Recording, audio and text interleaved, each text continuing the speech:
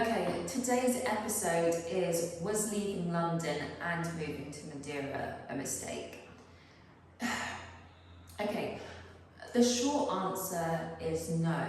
However, I'm very aware that on my channel I'm quite positive about Madeira, and that's definitely because I've been in the, honeymoon stage. Everything's amazing, everything's happy. However, there have been quite a few challenges whilst being here, and I would like to address some of them, just because I want to be fully transparent. And if you do end up coming to Madeira or immigrating here, these may be some things that you need to take into consideration. Now, if you are moving to Madeira, I seriously hope that you're a good driver. The roads are extremely narrow here. Well, quite a few of the roads are extremely narrow, and despite that, they're two-way roads. Oftentimes, they can also be on hills and with an incline, so it's not the best driving environment.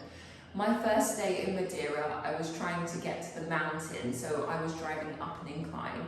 However, I wasn't very confident because I'd never driven in that sort of terrain before. So it reached the point where I stopped traffic. There were quite a few people behind me quite a few people behind me beeping their horns and I guess getting quite annoyed. I was quite lucky that someone actually hopped out of their car, got into my car and kind of talked to me through the process. I mean, that's no longer an issue. I now think I'm a great driver. I'm a perfect driver. But that's definitely a result of being here. Madeira has made me a good driver. Before that, yeah.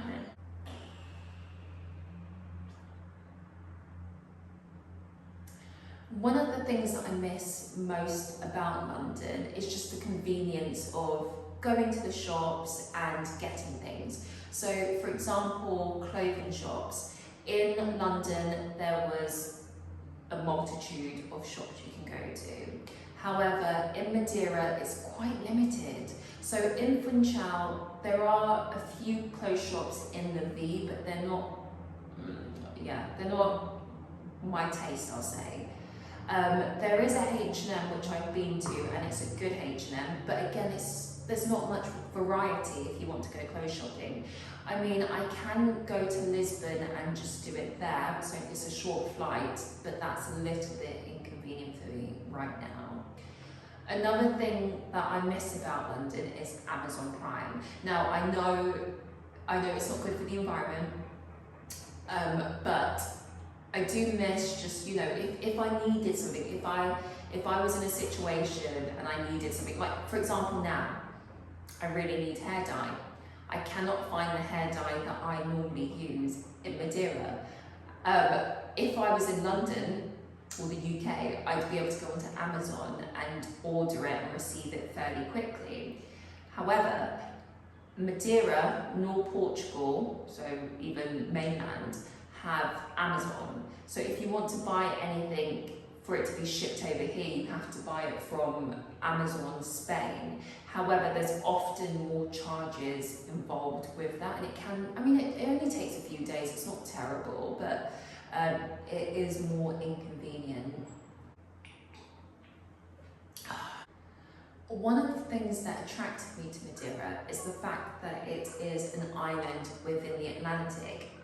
However, one thing that I have realised fairly recently, and I should have reflected on it before, but whatever, but what I have noticed is Madeira is actually quite isolated, and that can be quite concerning. So during Storm Oscar, there were heavy winds, heavy rains, fog. It was quite intense.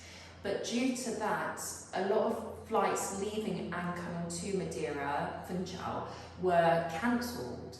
So my issue with that is, if something was to happen here, what is the likelihood that I may not be able to get off the island? I know it's silly, but it is something that I've started to think about. Whereas when I was in London, well, you know what, London's an island, sorry, the UK is an island too, but I felt like there were more options Another thing with Storm Oscar is a lot of footpaths and labadas were closed just because of how dangerous that, like, the whole situation was.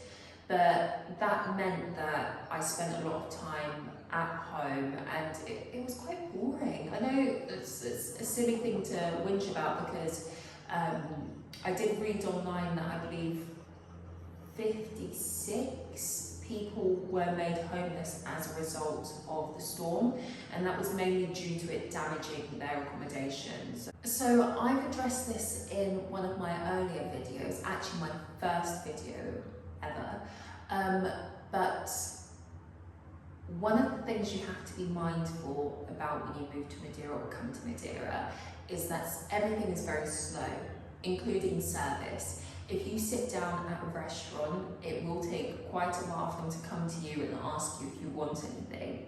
Also, once they leave, to get them to come back to your table as well to come back to your table again can be quite a big task. So just be mindful of it.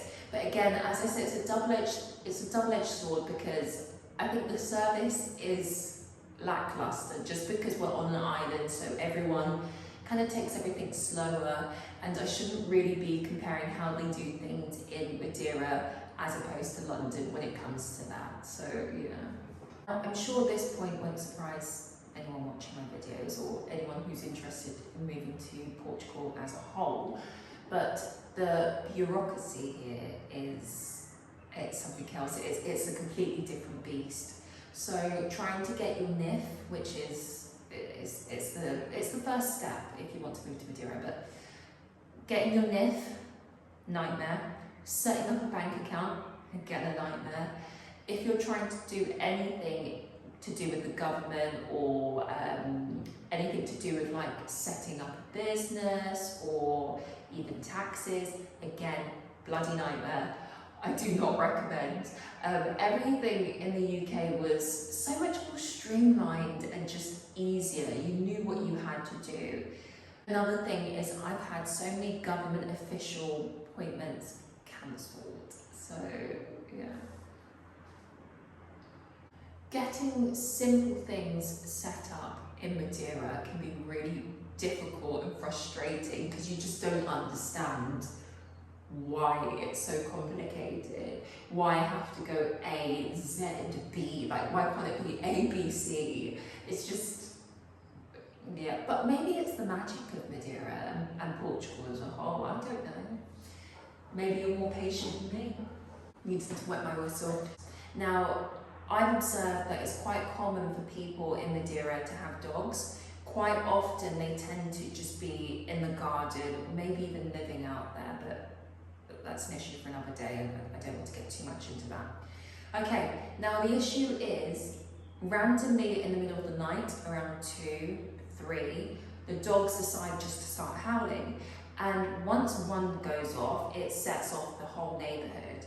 And where I live, behind me, there are mountains and the sound just really travels. So I've got all my immediate neighbours who have dogs and then the people in the mountains who have dogs. So in the morning, what I'm hearing is just constant howling.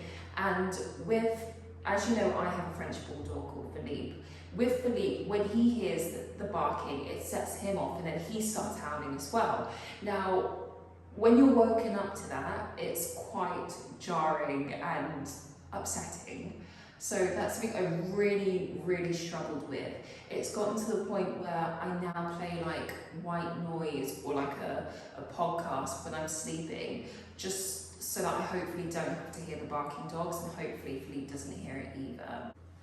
Whilst we're on the topic of dogs, Madeira, even when it's overcast, Madeira generally is still quite hot.